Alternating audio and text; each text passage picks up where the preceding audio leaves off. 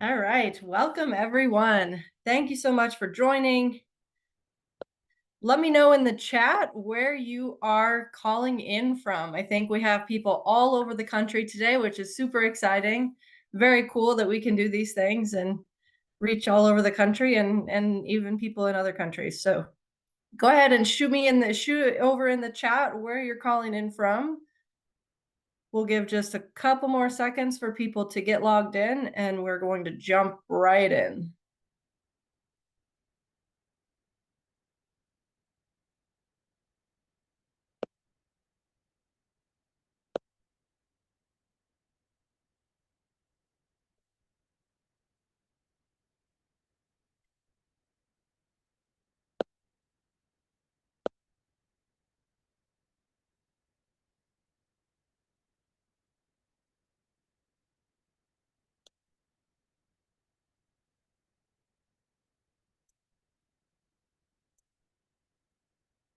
Okay, so let me share my screen here. Make sure. Awesome. We've got people from all over the place. Oklahoma, Minnesota, Virginia, Illinois, New York, Indiana, Alabama, Virginia, Montana. Awesome. Welcome, everybody. Thank you so much for joining us today. Milwaukee. So we got somebody from Wisconsin. Awesome. Okay, so I'm going to share my screen here. Make sure, let me know in the chat as soon as you can actually see my screen. I think the last time that I tried to share my screen, they didn't see it for the entire presentation. So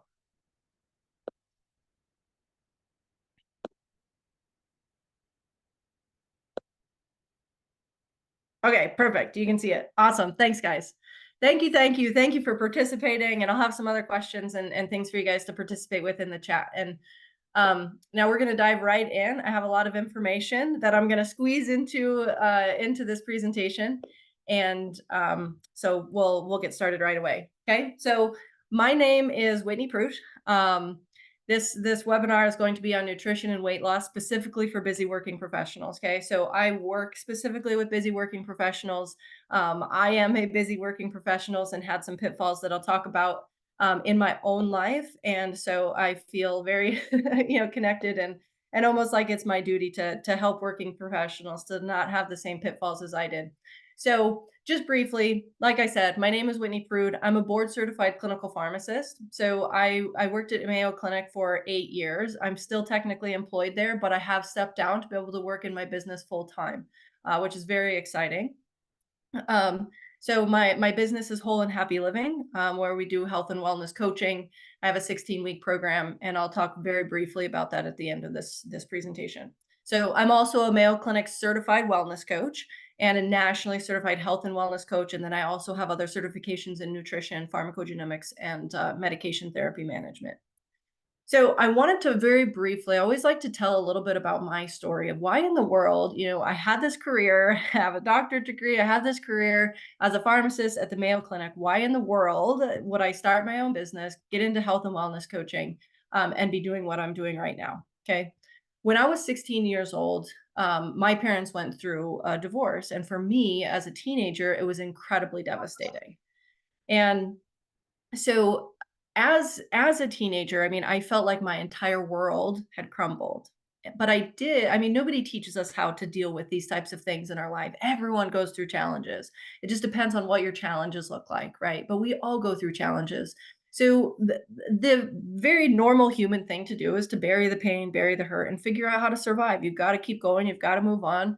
And so that's what I did. I buried the hurt. I buried the pain. And the way that I found to bury it was in busyness and overachievement. So I decided for myself that, hey, I have this dream of becoming a pharmacist. And I knew that dream when I was in high school. I knew that dream at this point, and I said, hey, you know what? I'm not going to allow this to keep me from getting there. And so I became hyper focused on becoming a pharmacist and overachieving, essentially, almost to like satisfy my self-worth, right? That's where my self-worth came from, was through achievement. Now, I did get into pharmacy school. I went through pharmacy school. I got to a point in pharmacy school where it was pushing me beyond I swear, my survivable limits.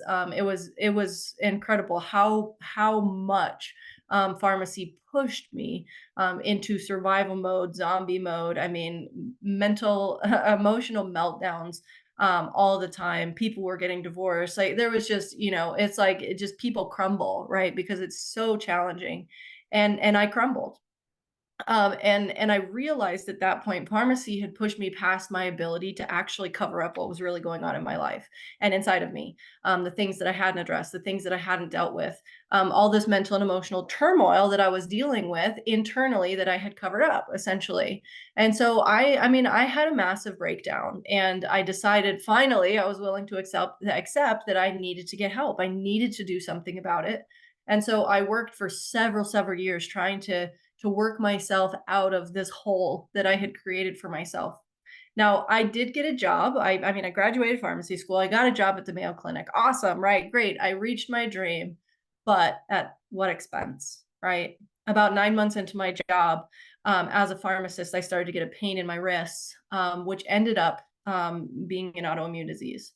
And within 2 months, I was nearly bedridden. I had a $200,000 student loan hanging over my head. And I'm like, what the crap do I do now? Right. My whole world had crumbled again. It felt like all of my hobbies were gone. I couldn't do anything physical. I still today, I ride a scooter. This is at the Minnesota State Fair. I have to get a scooter everywhere I go if we're going to do something that requires any amount of walking more than a half mile. And that's still my life today, right? So I essentially I pushed myself to a limit, and I lost a lot of my life. Okay. Um, I can't help but ask myself this question now. What if I had lived differently then? How would my life be different now? What if I had gotten help? What if I had known how to actually deal with what I was going through? And I didn't try to compensate by overachievement, by busyness, by hiding and burying, um, and all of those things. What if, right? And so what I decided was, in my pain and my fatigue, as I spent months and months and months in bed, spending the entire day in bed, I decided that my way out was going to be helping other working professionals to make sure that they never have to ask themselves this same question. What if I had lived differently then? How would my life be different now? That is my goal and my mission now within my business, with everything that I do on a daily basis. I don't want your life to end up like mine. I just had a client, I enrolled her in my program. She was a physician. She had just finished medical school. And she had, she just had kind of pushed herself as well, pushed herself past her limits, had things that she wasn't dealing with. And she was just diagnosed with breast cancer, and it just kills me. I look back at this question, it's like, what if, right? Like, what if we had done things differently? Okay, we don't want to get to a point where we're actually forced to make changes. Let's make changes now to prevent those things from ever coming. Now, I want to talk a little bit about what my definition of what a working professional typically looks like. And I want you to put a yes in the chat as I read this if you feel like you can relate to this. Most working professionals are busy and time is scarce. They're high achievers, often overachievers, and go the extra mile to get things done, even if that means sacrificing their personal time and their overall health. They think that if they just had more time in a day, they could take better care of themselves. But this goes on for years, never making the time to prioritize their own health and eventually starting to develop symptoms with their health that force them to reconsider. Okay. So in the chat, yes. Can you relate to this? Yes, absolutely. Right. This is like us as working professionals in a nutshell, right? Like this is what we do. This is what we do as human beings that are busy and successful. And we continually put ourselves on the back burner. Okay. Um, so then what next? Right? What do we do about this? Like we're stuck in this busyness. So what now? What now? Now, in this webinar, we are going to talk about nutrition, okay? But in most webinars about nutrition, we're talking about like how to eat, what to eat, when to eat, foods to avoid, that sort of thing. And I want to take this in a little bit different direction. Okay. In today's webinar, yes, we are going to talk about nutrition. We're going to talk about a balanced diet and how we tweak that a little bit for weight loss. But I also want to talk about the psychology behind developing healthy nutrition habits that are going to last long term, because this is one of the biggest pitfalls when we're trying to get healthy, we're trying to lose weight. The majority of people cannot maintain this long term. And then we'll talk about the science and psychology behind healthy weight loss. And I'll give you, some tips and some guidance of, if you want to get started, here's how you do it. And hopefully, give you a jump start into getting yourself to where you really want to be with your health. Okay. Oop, sorry. Okay. So the first thing that I want to talk about in terms of nutrition, what are you made of? And I think that the reality is sometimes, maybe deep down we do know this, but we don't really think about it. Okay. We are made of six very simple, basic things. Okay. Our entire bodies, we're made up of water. We're made up of carbohydrates, fats, proteins, vitamins, and minerals. That's it. Your entire body is made up of these six things. And the food that we eat and what we put in our bodies contains these six things. In a healthy 150-pound body, okay, 90 pounds of that body is water. 20 to 45 pounds of that body is fat. And the rest is protein, carbs, and minerals of our bones. That's it. That's what our bodies are made of. Okay. So when we look at nutrition, if we are not consuming and giving our bodies these six things that we actually need in order to function, then we are slowly causing our bodies to compensate, to try and pull things from other parts of our bodies. And this is where chronic illness and health issues start to develop. Okay. So we are going to talk about macronutrients. So carbohydrates, fats, and protein. They're called macronutrients because we consume these three things, these categories, in the largest amounts. Okay. Now, daily dietary recommendations, what are they? Maybe you learned this in high school a long time ago, but how much are we actually supposed to be eating? In the diet world and the weight loss world, most people, or a lot of people, you hear a lot like carbohydrates are the devil. Do not eat carbohydrates. If you cut out all of your carbohydrates, you can lose weight. Our bodies need carbohydrates. Okay. It is our number one source of energy. So as a daily recommendation for just proper nutrition, you want 45 to 65% of your diet to be carbohydrates. Now, here's the caveat. You want your added sugars to be less than 10%. Now, this means that you're eating less processed carbohydrates and you're eating carbohydrates that have less added sugars. And if you look over here on the right, number 4, on every single nutrition label, it will tell you how many added sugars are included.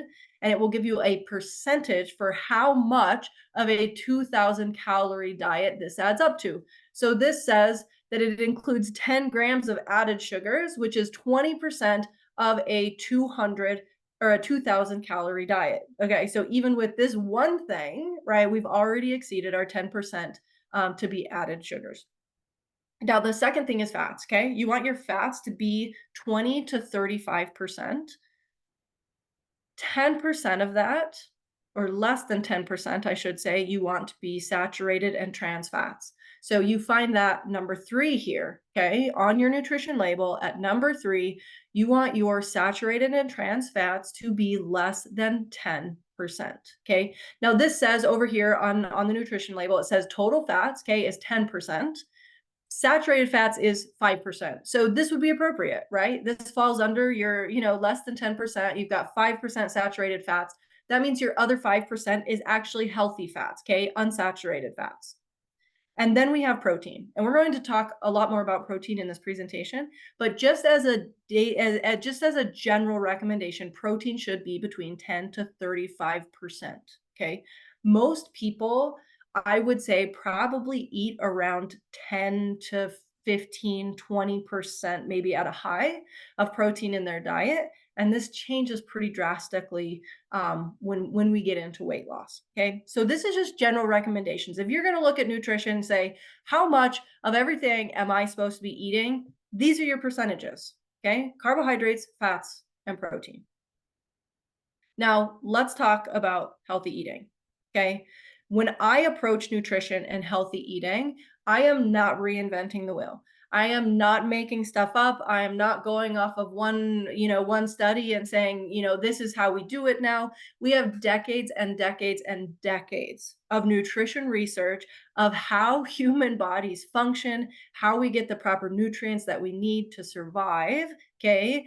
And so, I mean, that's what our bodies need. And that's what I go by because we have the research to support it. Okay. So briefly, I want to go over this. This all comes from reputable, credible institutions. This one's from Harvard. The other ones are from, the government, USDA, and also from Mayo Clinic. They're all saying the same thing, right? Because we have so much research. Now, we'll go through this briefly. The majority of you probably have a good, decent idea. What does proper nutrition look like? Well, we want to intake healthy fats, just like we talked about unsaturated fats. These are typically your fats that are liquid at room temperature. Okay. So your olive oil and your canola oil to use for cooking, you're trying to limit your butter. Your fats that are solid at room temperature, a lot of times those are your saturated fats. And those are your fats that are going to get clogged in your arteries. Second of all is veggies. Veggies are super important. And a lot of times it's something that gets dropped out of,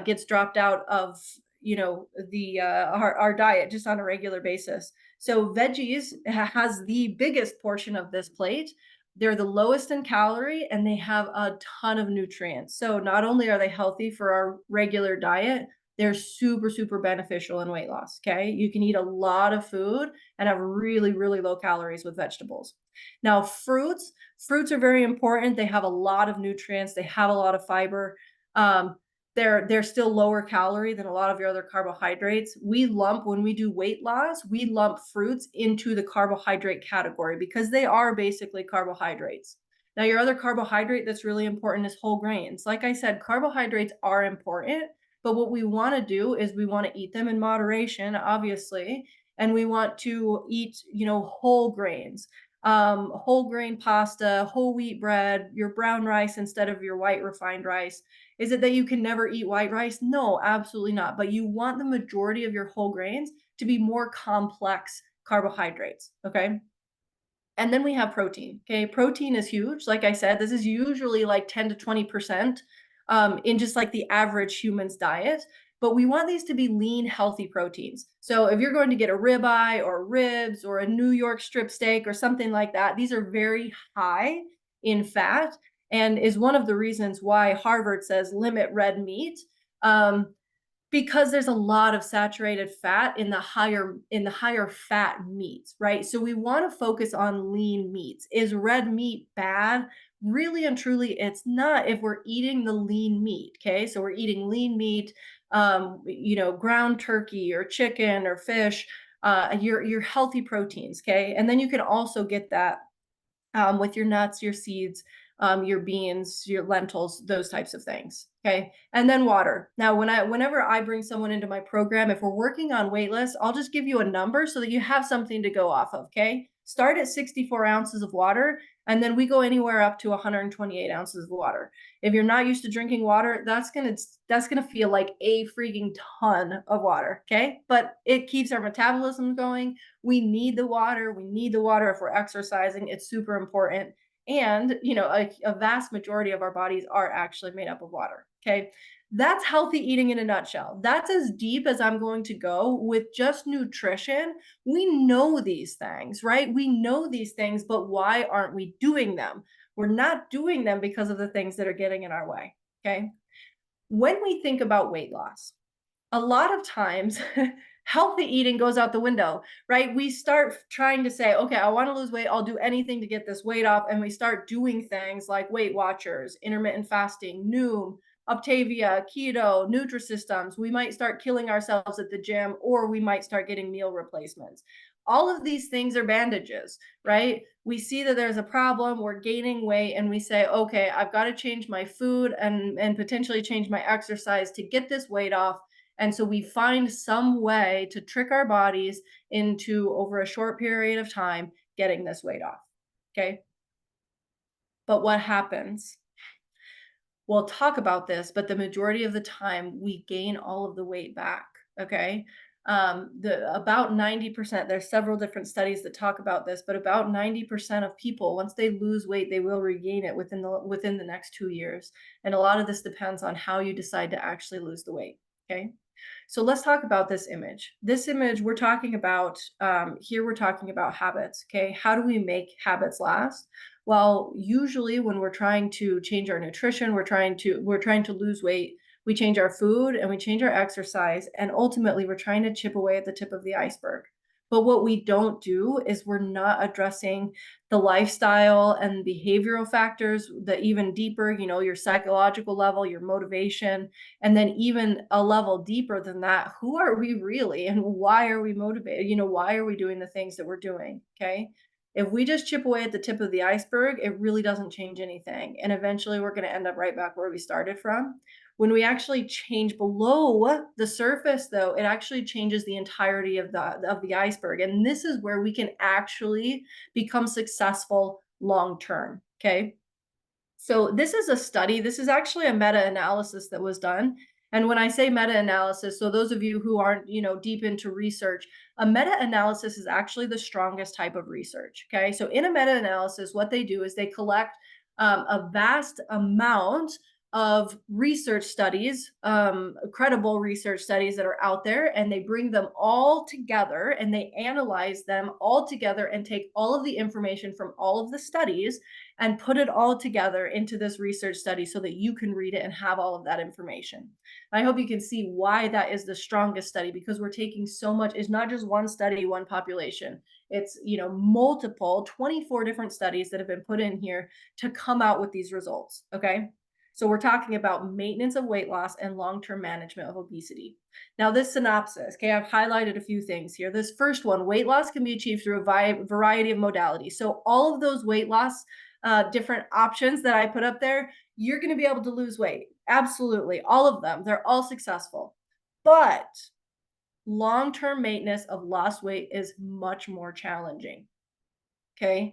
Obesity interventions typically result in early rapid weight loss, followed by a weight plateau and progressive regain. Now, if you've ever done a diet and you've lost weight and you've plateaued and you've started to gain all the weight back, or you've gained all of it back, right? You know that this is a very common trajectory of what happens when we try to lose weight. And the reasons behind this is because the majority of the things that we try to do go against our human biology. And we're also not addressing the factors that we need to in terms of human psychology and how our brains work to be successful. Okay.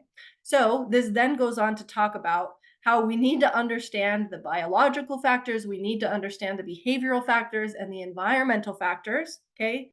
And the last thing they talk about is that we need support. We need support in the long run. We have to have someone keeping us accountable. Okay. This is human psychology. This is how our brains work. Okay. So let's dive into this a little bit more. So, Tips for Success. This is a book that I've recently just finished reading, which is absolutely phenomenal, talking about training your brain to adopt healthful habits. Okay. Mastering the 5 brain challenges. If you like to dive into the science of the brain and why you do what you do, this is an awesome book. Okay. So, we're going to dive into this and pull some of these things out. So when we think about habits, okay, the way that habits work in our brain is, first we have the limbic system, and the limbic system actually triggers automatic habits very rapidly.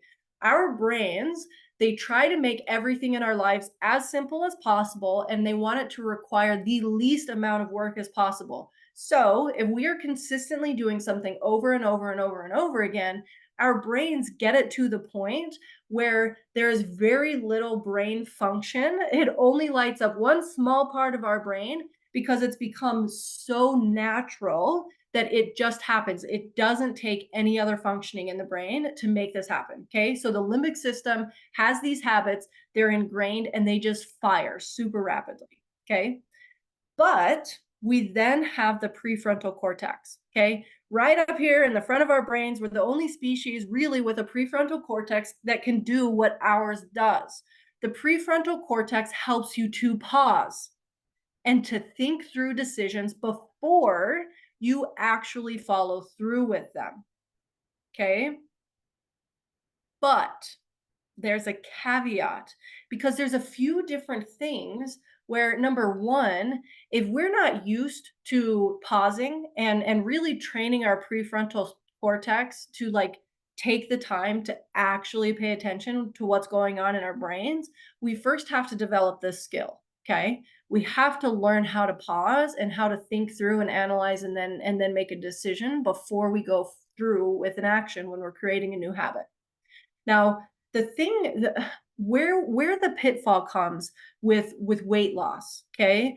What we try to do as human beings is that we want quick results and we want a drastic change very quickly. And so what we do is one day we're living one way and the next day we put everything into place. It's like, okay, we're changing all of our nutrition, we're eating differently, we're increasing our protein, we're starting to drink this much water, we're going to the gym this many times a week, and ultimately we're setting ourselves up for failure. We may think, oh, I just don't have enough willpower, or like it's like I can't do this, I'm a complete failure.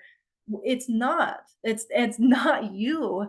You're actually going against how your brain works. So with the prefrontal cortex, what happens is if you add more than one or two things and you completely dilute the prefrontal cortex, what happens is it's not able to respond quick enough that it can make you pause before you do your automatic habit that you're already used to. Okay. So you don't, when you have too many things that it's like, okay, I got to focus on this and this and this and this and this, and we're doing these things instead of these things.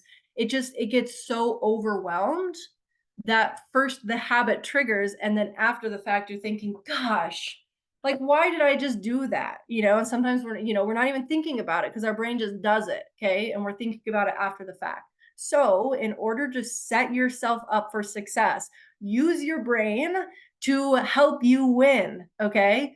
Choose one or two habits. Do not overload your prefrontal cortex or you will give up. You can't overcome this with willpower. Your brain doesn't function this way. Okay. So, takeaways: do not change everything at once. Okay. Choose one or two habits that you want to work on and then focus on them until you master them. And this is huge. If you're a working professional and you don't have a lot of time, just choose one habit. It's not overwhelming to say, hey, you know what? Instead of going out to eat every day for lunch, this is the one thing that I'm going to start working on. And once that becomes a habit, once that becomes normal, well, now you've got a healthy lunch, right? You've decreased your calories significantly. Let's start adding something else. What else, what do we want to add in next? Okay.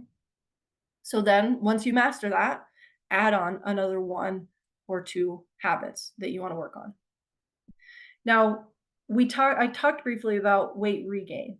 How do we actually overcome weight regain, right? Because this is in our biology. Our bodies are actually fighting against us. The more that you restrict your calories and the quicker that you lose the weight, you create a more drastic energy imbalance within your body, and your body is going to fight harder to restore it. So a lot of times we feel like I'm a failure, it's like I can't do this, I can't follow through. Your body is legitimately fighting against you. So how much can we actually blame ourselves for this? Okay. Your appetite actually increases. So as you decrease calories, your appetite increases and your energy expenditure slows. And so if you do it very drastically, then your appetite increases very drastically and your energy expenditure, so how much your body is willing to burn, starts to slow, and it will slow faster. This is how you hit a plateau really quickly. Okay. So how do you counteract this? Slower healthy weight loss. Healthy weight loss is a half a pound to 2 pounds a week, 2 pounds maximum, no greater than 2 pounds. but even being at like a pound, losing a pound a week is a really, really good place to be.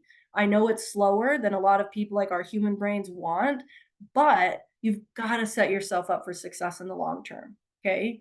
And then we have to increase our protein. So, what increased protein does is it helps us to not feel hungry. It helps us to start to suppress this when your appetite increases and you feel like you're not getting enough food. So protein helps to counteract this. So when you're moving at a slower pace and you use protein to help you feel fuller, your body doesn't feel like it has to compensate as much. Okay. So it's not going to be fighting against you as drastically to try and get back to where it was. Okay.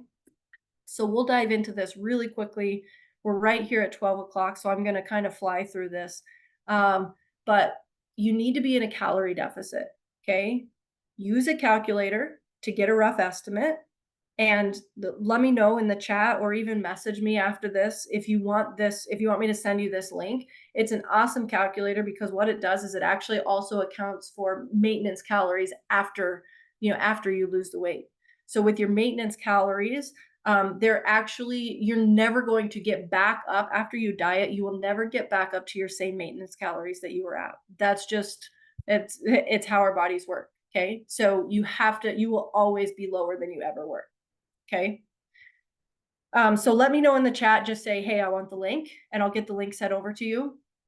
The next thing just really quickly is protein. Okay. When you want to lose weight, you have to increase your protein. So you want your protein to actually be 30 to 40% of your calorie intake. So one way to just quickly calculate this and kind of get close is 1 gram of protein per your ideal body weight. Okay. That'll give you your number, your grams for protein. And then this is, what I said, it helps you to feel fuller. And that's just an example of, 6 to 8 ounces, a chicken breast, right? Gives you about 50 grams of protein. Now, this is a really important concept and the last piece of guidance, in terms of weight loss when we get to maintenance. Okay, so this comes from this meta-analysis, 24 studies. They looked at all of these weight loss studies and from this habits book as well. They all came up with the same thing. If you want to lose the weight and maintain it, you have to have help. You have to have, this is literally human biology of how we function and how we are successful at maintaining weight loss. You have to involve someone else in the process. Now, whether that's with us or you get a really good friend that's keeps you super accountable, usually usually your friends drop off, but find a way to get accountability. And for the long term, right, you've got to have the help of someone really sticking with you all along the way. I'm not making this up, right? It's been researched over and over and over again. If you really want to be successful at maintaining your results, getting there and maintaining, involve someone else in the process. Okay. Don't go at it on your own. So a quick recap. Do not try to change everything at once. 1 or 2 habits at a time. Calculate your calorie deficit. Okay. Increase your protein and then get help to keep you on track for the long term.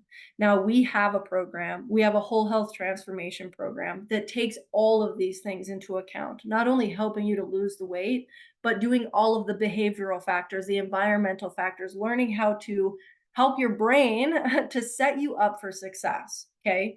So that's basically what our program looks like. I'm not going to dive super in depth here, but we do offer a free call for anyone that's interested and hey, you know what? I want to check this out. If I could one and done do this, be done with this yo-yo or this cycling or this roller coaster or whatever, be done with it once and for all and really get to my goal and know how to stay there, then reach out. Reach out to me. I'm happy to jump on a call with you. You can go to my website, mywholeandhappylife.com, to book a call with our team or even email me, okay? wprude@mywholeandhappylife.com. Reach out to us because we are more than happy to help you, okay? So 30 minutes goes by quick when I have a lot of information that I want to throw in there. There's so much more that we could dive into, but take those small tips that I've given you and just start implementing small things. Don't try to overwhelm yourself, okay?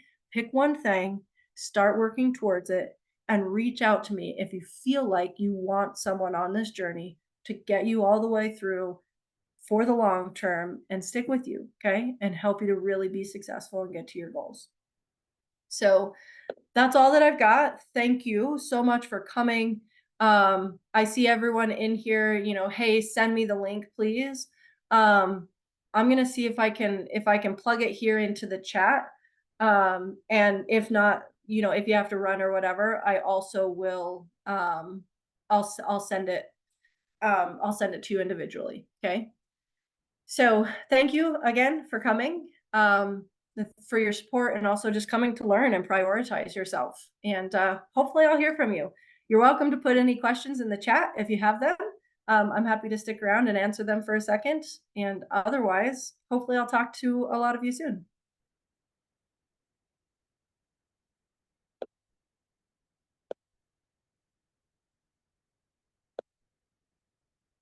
So let's see, for those of you sticking around here, let's find this link. Um,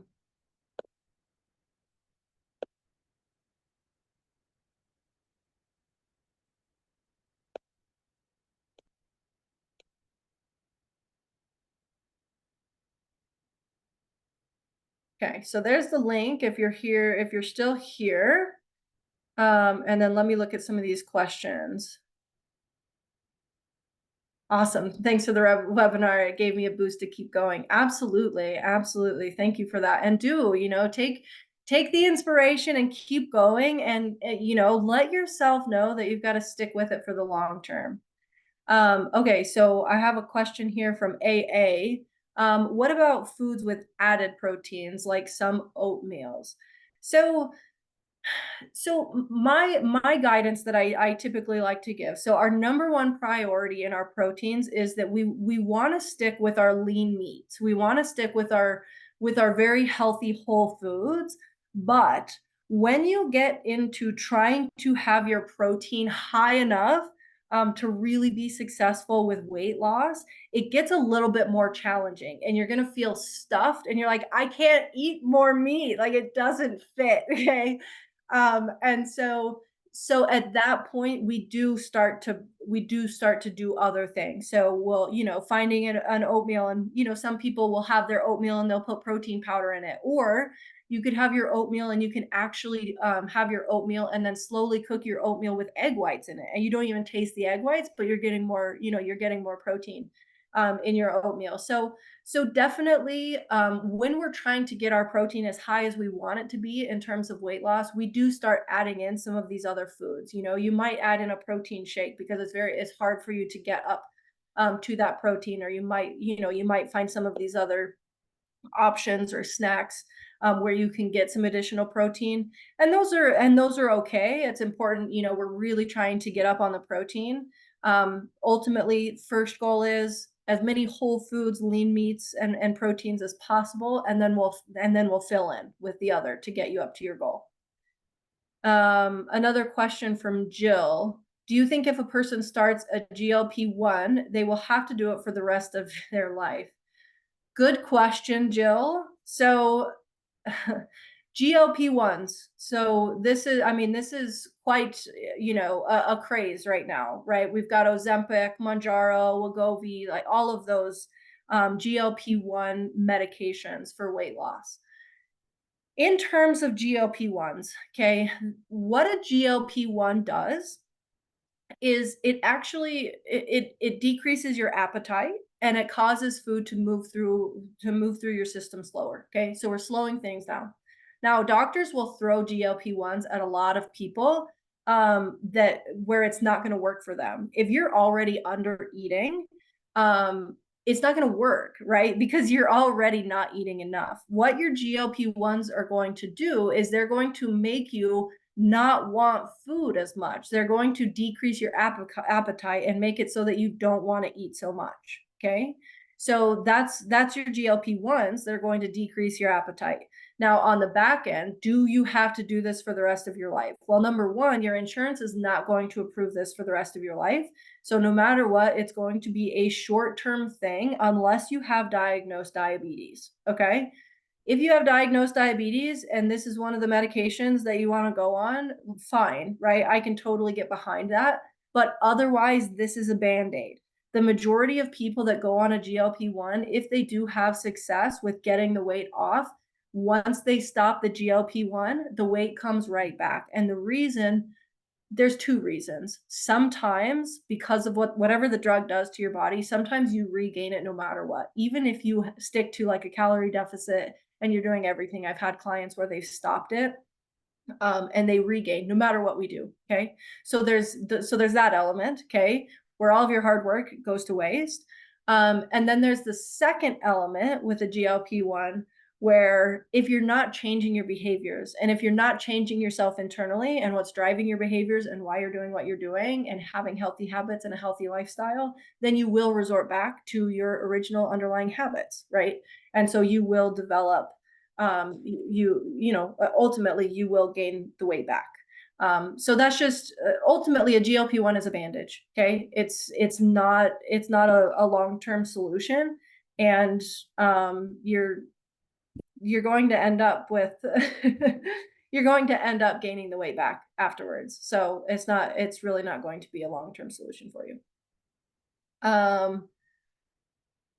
Let's see, anyone else? I want to just make sure. Kelly, thank you. Joyce, awesome. The program is amazing. Yeah, awesome. Thank you, everyone. Thank you. I hope I answered your question. Jill, if you have further questions, let me know in the chat.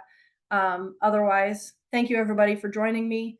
And please reach out. I'm happy to talk to anybody, answer any questions. And I wish you all the best of luck on your health journey.